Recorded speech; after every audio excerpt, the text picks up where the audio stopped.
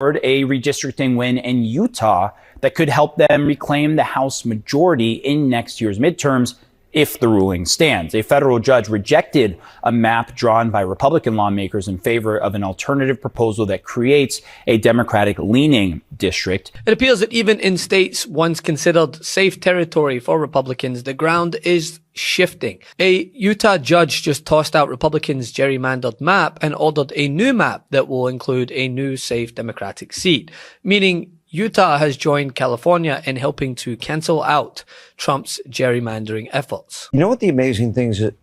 We hear about the lawsuits. The administration, you're winning most of them. We sure are.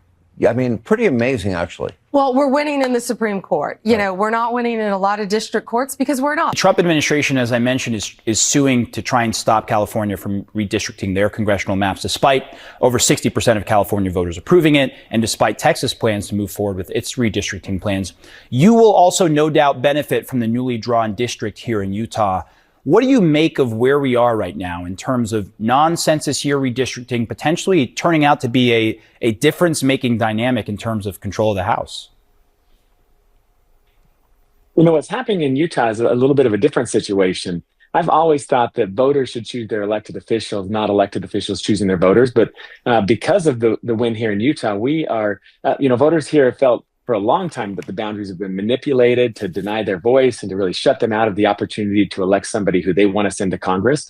And the court ruled that the Utah legislature had overreached and drawn boundaries that were intended to stop anyone in Utah from electing a Democrat. So now with this new ruling, we have new boundaries and a real opportunity to elect a Democrat and send a Democrat to Congress in 2026. The map had previously split Democratic-dominated Salt Lake County across multiple GOP districts, whereas the new version reunifies that area, giving Democrats a more realistic chance at flipping one of Utah's 4 U.S. House seats. What was once considered a safe place for Republicans, well, is now competitive. And that matters far beyond the Beehive State itself. Republicans in the White House would not be pursuing a mid-decade redistricting war if they felt great about their chances of holding the House to begin with in 2026.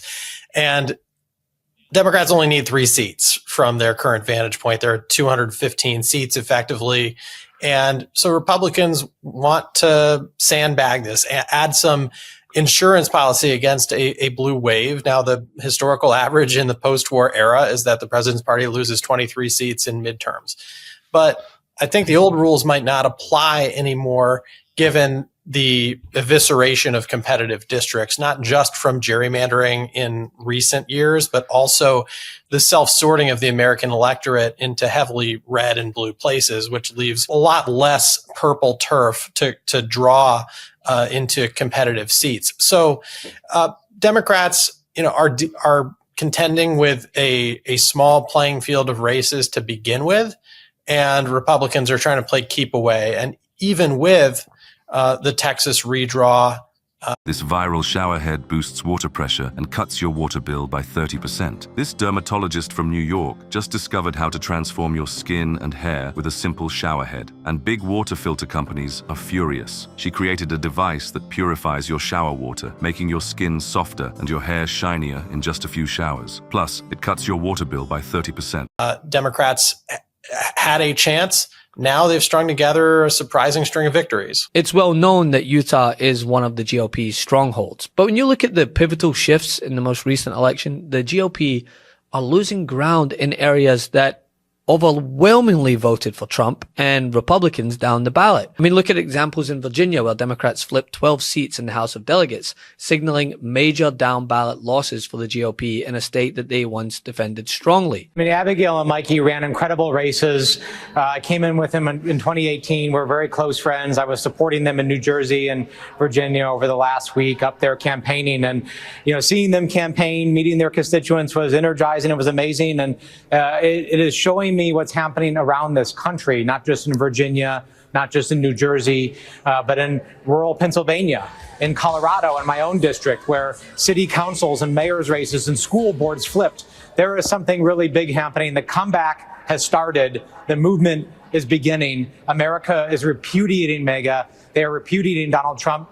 They want people to actually govern. Jack Ciattarelli ran a great campaign in 2021 and got within a few points of Phil Murphy in that election. And there were a lot of smart Republicans that were saying that they thought that he was going to win, that Mikey Sherrill was a weaker candidate than Spanberger.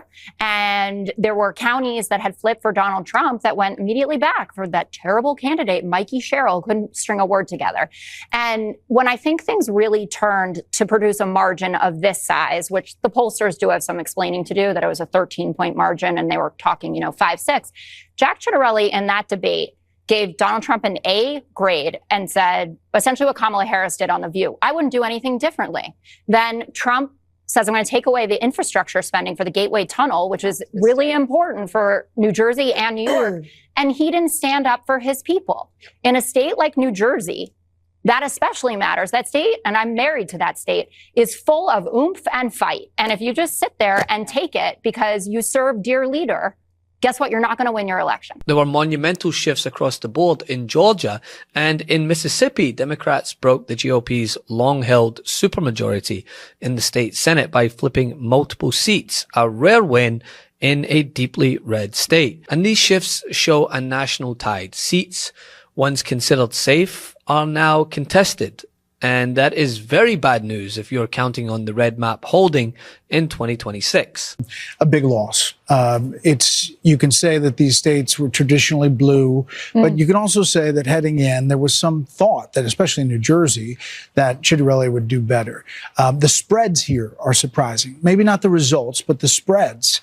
And if you look inside the numbers, there are some dangerous things. One, young women overwhelmingly in New Jersey and Virginia supported the Democrat based on economy, on immigration, maybe those ICE images, the affordability push by Mamdani really sticks. And that's basically inflation and how people feel about the economy. So this dichotomy between how Wall Street's doing and how big business is doing and how you feel about it at home is something Republicans really have to look at closely. But look at this spread in Virginia. It's massive. Do you think that the young people, especially in the Mamdani race, which is fascinating to me, do you think that they were that they liked his solutions that he was putting forward, or he was the only one who was actually talking about it? They turned out in droves. Young people they did. I mean, in big numbers. 18 to 39 came out for Mamdani big. I think Cuomo started to close at the end because he was saying, here's the fearful things, here are the things you have to be worried about. But he was such a bad candidate at the beginning, it seemed like it was too late. What about the two things? What about the Hispanic vote? And what about the Hispanic vote as well as the female vote going to Democrats without abortion really being front and center? For the longest time, people thought, well, that was the reason Republicans are vulnerable because the pro-life movement, perhaps women were rallying against that. But that wasn't an issue. No, it really seems like it's economy. It really seems like it's how they feel, grocery shopping, how affordability.